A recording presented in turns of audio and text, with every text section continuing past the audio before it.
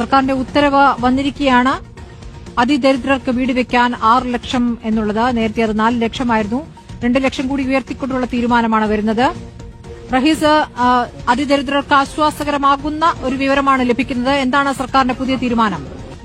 സ്മൃതി, അതിദരിദ്രരായ വീടും സ്ഥലവും ഇല്ലാത്ത ആളുകൾക്ക് നഗരസഭ കേന്ദ്രീകരിച്ചും നഗരപഞ്ചായത്തുകൾ കേന്ദ്രീകരിച്ചുമുള്ള ആളുകൾക്ക് വളരെ വലിയ ആശ്വാസമായ ഒരു തീരുമാനമാണ് സർക്കാർ എടുത്തിരിക്കുന്നത്. അതായത് 4 ലക്ഷം രൂപയാണ് വീട് വെക്കാൻ വേണ്ടി അതിദരിദ്രരായവർക്ക് ഇതുവരെ നൽകിയിരുന്നത്. അത് നഗരസഭയിലും നഗര കേന്ദ്രീകൃത പഞ്ചായത്തിലുമുള്ള ആളുകൾക്ക് 2 ലക്ഷം രൂപ കൂടി അധികമായി നൽകാനുള്ള ഒരു തീരുമാനമാണ് സംസ്ഥാന സർക്കാർ എടുത്തിരിക്കുന്നത്. അതായത് പരമാവധി 6 ലക്ഷം രൂപ വരെ വീട് വെക്കുന്നതിന് വേണ്ടി നൽകും. സ്ഥലത്തിന്റെ കാര്യത്തിലും 3 സെന്റ് സ്ഥലം ഉണ്ടെങ്കിൽ മാത്രമായിരുന്നു സർക്കാരിന്റെ സഹായം ഇതുവരെ ലഭിച്ചിരുന്നത്.